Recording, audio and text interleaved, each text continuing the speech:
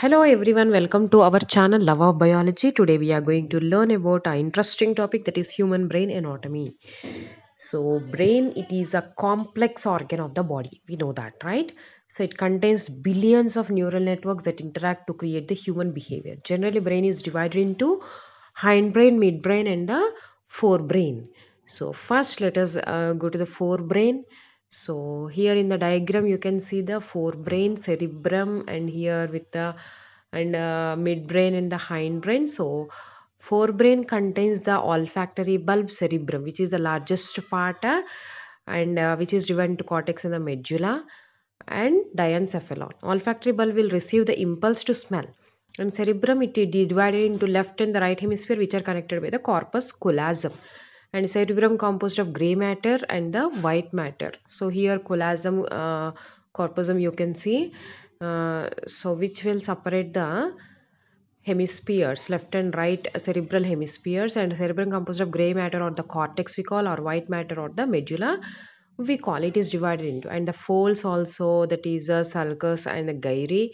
So you can see, so cerebrum contains all these things. Next, coming to the lobes, each hemisphere divides into four lobes: frontal lobe, parietal lobe, temporal lobe, occipital lobe. So what are the functions here? Here you can see the frontal lobe, so planning of movements, recent memory, and so on the aspects of the emotions. Whereas the lobe, body sensations. Temporal lobe at the below you can see, it is for the hearing, advanced visual processing. So occipital lobe for the vision. So all the four lobes of the cerebrum you can see here in the hemisphere, cerebral hemispheres will contain these four lobes, and these hemispheres are connected by the corpus callosum. Okay, next coming to the cerebral cortex, it contains functional areas like sensory area, motor area, and association area, which is a gray matter we call, right, and medulla as a white matter we are calling. So this cortex or gray matter useful in the sensory, motor, and association areas. Next, diencephalon, it contains thalamus, filters the sensory information, controls the mood states and body movement associated with the emotive states. And hypothalamus, central control for the pituitary gland, regulates the autonomic, emotional, endocrine, and somatic function, has a direct involvement in stress and mood states. So this is our mood state involvement organ, so of the brain. So here right thalamus and the left thalamus you can see, with a small one here you can see the hypothalamus. Okay, hypothalamus in this diagram. So which for the different mechanisms. And next, epithalamus, it is a roof of diencephalon and forms the pineal stack. So pineal stack of the pineal gland, actually it will form, and it is the roof of the diencephalon. So next, limbic system.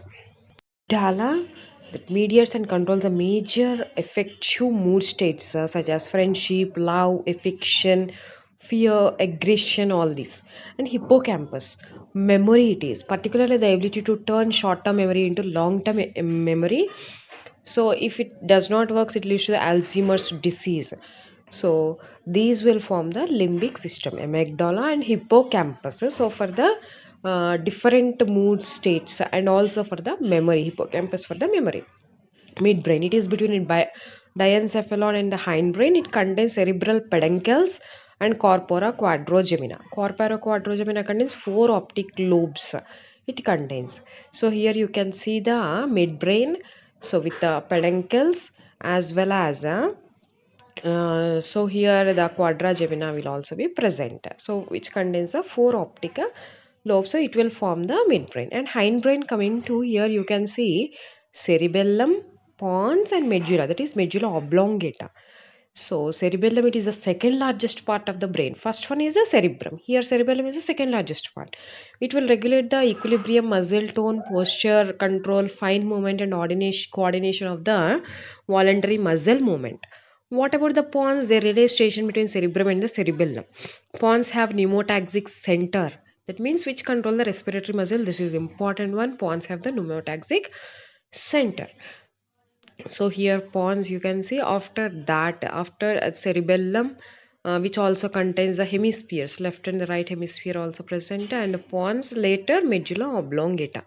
So conscious control of skeletal muscles, balance, coordination, regulating the sound impulses in the inner ear, regulation of the automatic responses such as heart rate, swallowing, vomiting, coughing, and sneezing. Midbrain pons and medulla oblongata will form the brain stem.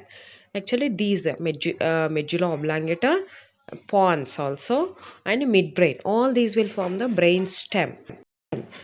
You can see here midbrain, and after that the pons as well as medulla, and four ventricles of the brain.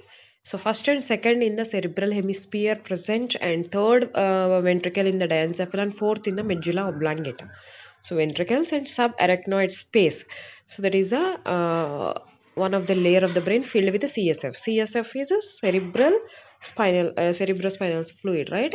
So which will absorb the shock. And the meninges, which will protect the brain, that is the dura mater, arachnoid mater, and the pia mater, three meninges of the brain.